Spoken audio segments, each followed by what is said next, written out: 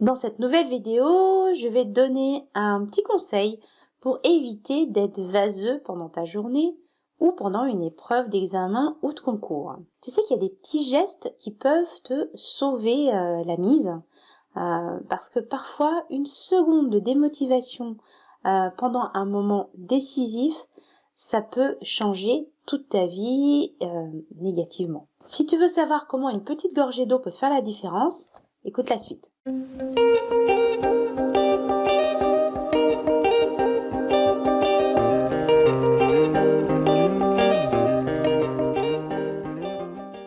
Bienvenue sur la chaîne de Learneuse, tu es ici pour bouger ton cerveau, développer tes neurones. Je t'invite donc à hacker ton éducation et à reprendre le contrôle de ta vie. Deux chercheurs, Caroline G. Edmonds et Ben Jeffs, ont réalisé une expérience avec un groupe, une classe de 23 élèves. Ils ont divisé la classe en deux groupes pour réaliser des tests, faire réaliser des tests cognitifs aux enfants.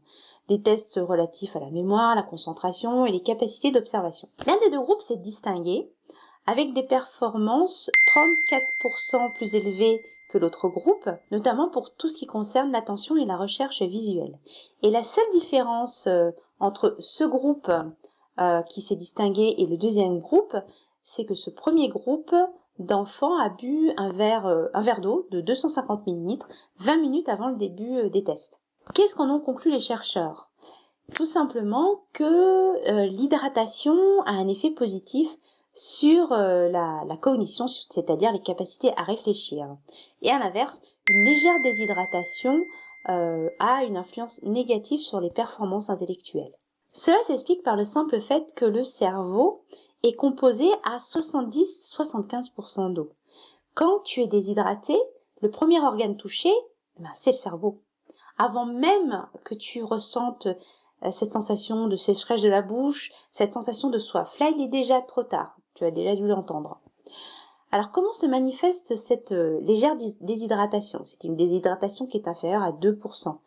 Ça peut se manifester par des maux de tête, donc le fameux coup de mou dont on parlait en début de vidéo, par de l'irritabilité, un manque de concentration, des pertes de mémoire.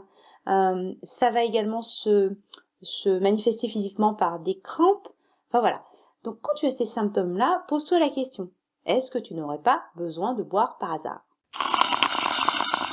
Évidemment, quand tu es déshydraté intensément, comme par exemple quand tu décides de courir par 40 degrés au soleil à midi, là, les effets peuvent être encore plus marqués et encore plus graves. Mais là, je parle vraiment de déshydratation légère, c'est-à-dire la déshydratation qui provoque une baisse d'énergie. Alors, qu'est-ce que tu dois faire?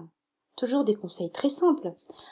Tu peux adopter un certain nombre de rituels, comme par exemple boire un grand verre d'eau après tes 8 heures de sommeil, normalement. C'est un très bon moyen de démarrer ta journée. Deuxième conseil hyper important, c'est de toujours avoir ta gourde d'eau à côté de toi, au travail, pendant les épreuves de concours, à la maison.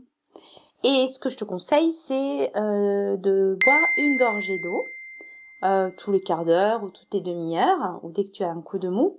Boire un grand coup d'eau comme ça, c'est pas forcément utile. Je te donne juste une image.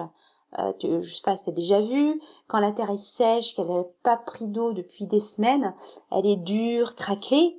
Puis quand arrive un gros orage, l'eau ruisselle sur la terre et ne pénètre pas dans la terre.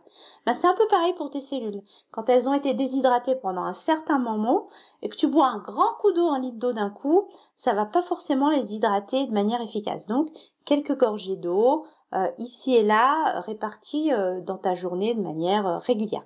Ah, j'ai une dernière astuce qui peut être très utile pour ceux qui adorent grignoter entre les repas, comme moi par exemple.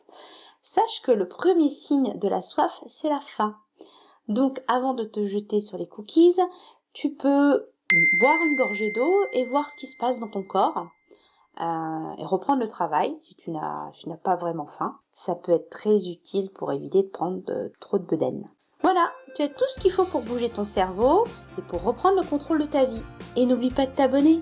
Bye!